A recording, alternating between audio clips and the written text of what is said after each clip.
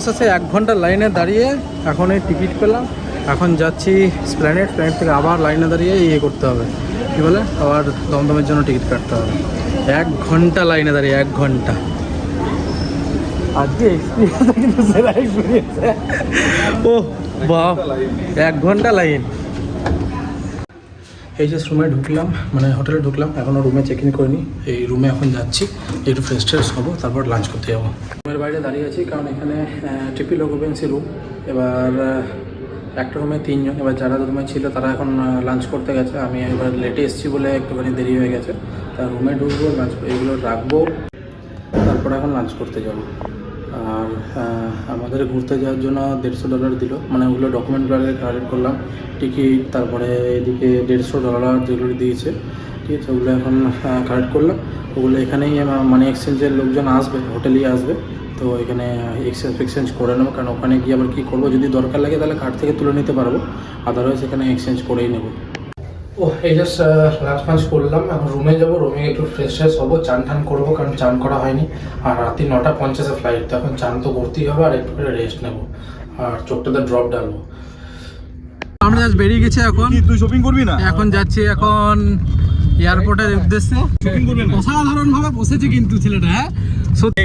ও ক্লাবে বলে কারণটা ছেলে ইন্টারন্যাশনাল যাচ্ছে। কই খোল, লক করা আছে ওখানে। আয় ভাই, আয় আয় আয়, তোরই গাড়ি ভাই। এই ইয়েতে এসে গেছি, এয়ারপোর্টে এসে গেছি। এখন ঘড়িতে বাজে 7টা। এখন ইমিগ্রেশন সব হয়ে গেছে, এখন 9:50 ফ্লাইট।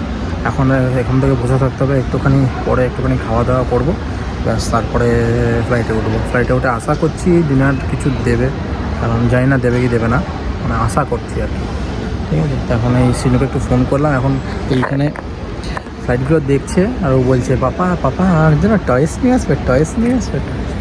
আর যখন বেরোলাম তখন পুরো মানে ঘুমিয়ে কাতর হয়েছিল একদম, মানে ওঠায়ও নি, ফালতু সেরকম কী করবে না করবে, কান্নাকাটি করবে, ওই জন্য ওঠায়নি। এখন এই ভিডিও কল করলাম, নিয়ে আমাকে বলছে পাপা তুমি আমার জন্য টয়েস নিতে গেছো। তো এখানটা ফাঁকা আছে, তাই একটা কথা বলতে এলাম। এখানে প্রচণ্ড খিদে পেয়ে গেছিলো, নিয়ে আমি একটা মশলা ধোসা দিলাম। তো মশলা ধোসাটা 420 টাকা নিল, ঠিক আছে। দামটার জন্য বলছি না, কিন্তু ব্যাপারটা হচ্ছে যে ডোমেস্টিকে আলাদা প্রাইস মেবি, কারণ আমাকে একজন বললো, শোনা কথা, আমি জানি না কতটা কি না খাই, আর ইন্টারন্যাশনাল বলছে আলাদা প্রাইস। তো এখানে 420 টাকা নিল মশলা ধোসা। এবার দেখো, যতই হোক, যে যতই পয়সা কামান, মধ্যবিত্তই থাকে সারা জীবন, ঠিক আছে। যে 60 টাকা বা 90 টাকা বা ধরো 100 টাকাই হোক মশলা ধোসা খায়, সেই গেলে সে 420 টাকার মশলা ধোসা খেলো, মানে কি যে বুকে পাথরটা লাগলো, ধূপ করে লাগলো। তবে আমি প্রথমে ভেবেছিলাম যে এখানে জিওটা রিচার্জ করে যাব, মানে ইন্টারন্যাশনালটা। তো তারপরে দেখলাম যে জিও ইন্টারন্যাশনাল রিচার্জ করতে গেলে 1100 টাকা লাগছে। তো ওখানে গিয়ে যদি আমি সিম নিই 200-300 টাকাতে হয়ে যাবে আমার। এবার 7 দিনে 1100 টাকা মানে রিচার্জ করা, মানে আমার তো মনে হয় না ঠিক বলে। তো ওই জন্য ওখানে যাব, ওখানে গিয়ে একটা সিম নেব, সিম নিয়ে 200-300 টাকা যা হবে, 1 মাসের ভ্যালিডিটি। ফোন তো সেরকম করার নেই, বাড়ির লোককে ফোন করাটাই মানে সেও। আর তারপরে হোটেলে তো ইয়ে তো পাবোই, কী বলে, ওয়াইফাই তো পাবোই, তখন একবার ভিডিও কল করে নেবো। বাকি এমনি ফোন করার জন্য ওখানে সিম খুব ভালো। এখানেও সিম আছে, তো এখানে সিম মানে কী বলে, প্রচণ্ড একটুখানি মানে কস্টলি, যেহেতু এয়ারপোর্টের ভেতরে বলে, তো ওই জন্য ওখান থেকে সিম নেব। আর আমাদের $150 দিয়েছিল, $150 ভাঙায়নি, আমি এমনি টাকা ভাঙালাম, ঠিক আছে। 25 লাখ টাকা হলো ভিয়েতনাম ঢঙের। এখন আমি লাখপতি।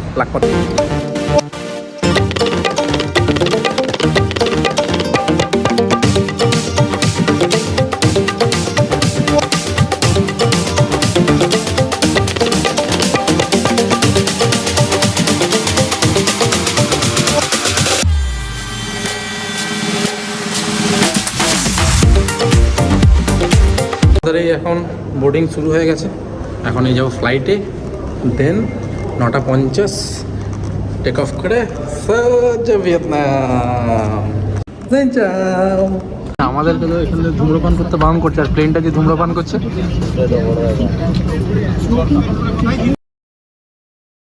ঘড়িতে বাজে 12:57, 12:30, আর এদের এখানে টাইম হচ্ছে 1:57, মানে প্রায় 1.5 ঘন্টা 2 ঘন্টা এগিয়ে। তো এখন আমরা জাস্ট এই নামলাম, এখন লাগেজ ফাগেজ সব নেওয়া হবে, তারপরে যাওয়া হবে হোটেল। আজকে থাকবো ট্রানজিট হোটেলে, কালকে যাব মেন হোটেল।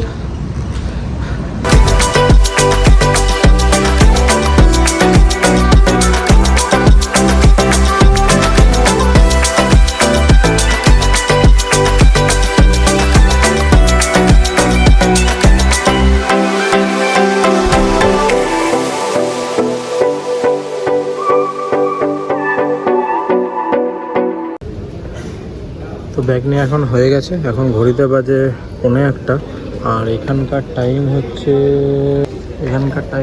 এই যে 2:14 বাজে। দাঁড়িয়ে আছি একটা কতগুলো বন্ধুর জন্য, ওরা ব্যাগেজগুলো নেবে, নিয়ে যাবো এখন হোটেল। আর ভাল লাগছে না, ঘুম নেই কিছু না, একটুখানি দুপুরবেলা একটুখানি ঘুমিয়েছি, তাও 15-20 মিনিট, বেশিক্ষণ ঘুমাইনি।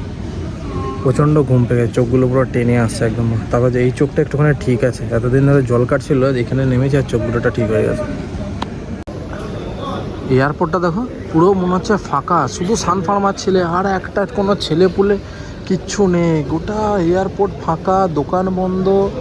হ্যাঁ দেখো, কেউ কিচ্ছু নেই, কোথাও কোনো লোক নেই, না কোনো স্টাফ দেখতে পাচ্ছি, না কোনো কিছু দেখতে পাচ্ছি। ইমিগ্রেশনের ওইখানে 2টো লোক বসেছিল, বাকি এখানে একটা কেন লোক নেই। ভাই সাহেব, এটা এয়ারপোর্ট দেখেই বোঝা যাচ্ছে না, চারিদিকে কোনো লোকজন নেই, শুধু সানফার্মার লোকজনে ভর্তি। এইদিকে দেখতে পাচ্ছ, এগুলো হচ্ছে শুধু সানফার্মার লোকজন, আর কেউ নেই।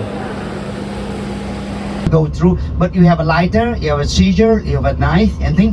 Those one considered as a weapon thing, so we cannot bring through. Yeah, we just leave in the bus. Okay, we just go there for quick one.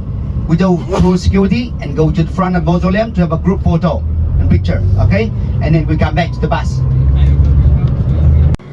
তো এই জাস্ট রুমে চেক ইন করলাম, এখন ঘড়িতে বাজে 2:38, মানে 2:38 হচ্ছে ইন্ডিয়ার টাইম, আর এখানের টাইম হচ্ছে 4:08, ভোরবেলায় 4:08। আর এইদিকে একটা খুব সুন্দর ভিউ আছে এদিকে একটা, যেটা কালকে সকালে দেখাবো, কারণ এখন রাত্রিবেলা দেখালে তোমরা বুঝতে পারবে না, ঠিক আছে? তো দেখা হচ্ছে কালকে। তো এইটা ভালো লাগলে লাইক, কমেন্ট আর অতিরিক্ত সাবস্ক্রাইব করে দিও, ঠিক আছে? খুব তাড়াতাড়ি যদি 1000 হয়ে যায় তাহলে খুব ভালো লাগবে। একটা 500 হয়েছে, অনেক কষ্ট করে ভিডিও দিয়ে, অনেক দিনের অপেক্ষাতে। তো দেখা হচ্ছে নেক্সট ব্লগে, ততক্ষণ tata, bye bye, see you.